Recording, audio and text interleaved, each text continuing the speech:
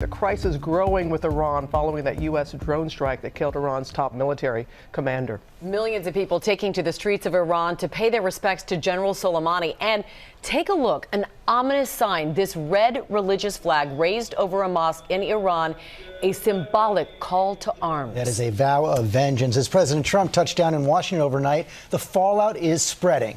Iran has announced they will no longer honor the 2015 nuclear agreement. They're going to ramp up nuclear production. The Iraqi parliament voted to push U.S. troops out of that country, and President Trump is pushing back with threats of economic sanctions against Iraq and possible war crimes against Iran. All this as a terror group loyal to al-Qaeda killed 3 Americans on a military base in Kenya. So much. Our team is spread out from Washington to Iran. Martha Raddatz is there, starting us off with the latest. Good morning, Martha. Good morning, Robin. I have been in the midst of anti-American protests in Iran before, but nothing like this. A powerful combination of grief and anger with shouts of death to America echoing through the streets around us. This morning, mourners filling the streets of Iran's capital of Tehran for the funeral of General Soleimani, killed by that U.S. drone strike last week. Aerial images capturing the sea of Iranians packing the streets to pay tribute to a man revered by many here. Trump made a big mistake. He killed our hero. Soleimani's image everywhere. The impact of his death profound. The crowds are massive and emotional. There are many tears here, many signs with Soleimani's picture on them, but the message is also very clear.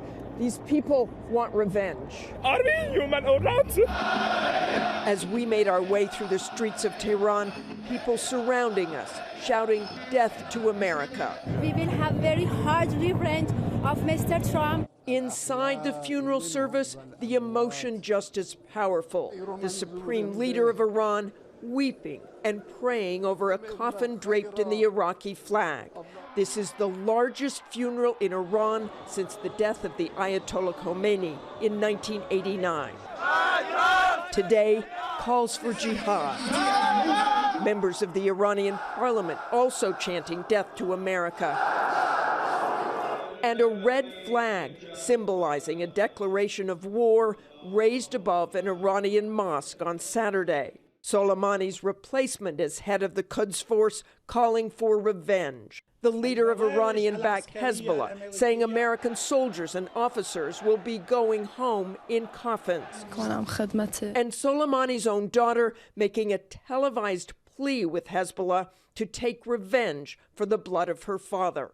This morning, the Iranian government announcing they're suspending commitments to the 2015 nuclear deal, abandoning limits on enriching uranium and stockpiling nuclear fuel.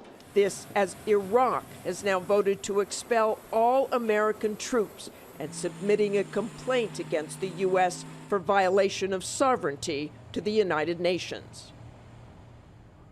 Just 6 months ago when we were here, some people were critical of their leaders because of the effect of American sanctions. But today, for now at least, they are united against America. Robin? And Martha, as you know, we're already sending an additional 4,500 troops to the region. You kind of alluded to it earlier when you started your piece in saying you've never had this sense being there in Iran before like this, what's going on the ground.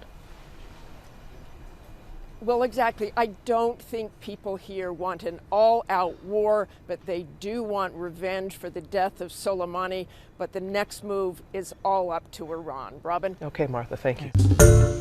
Hi, everyone. George Stephanopoulos here. Thanks for checking out the ABC News YouTube channel. If you'd like to get more videos, show highlights, and watch live event coverage, click on the right over here to subscribe to our channel. And don't forget to download the ABC News app for breaking news alerts. Thanks for watching.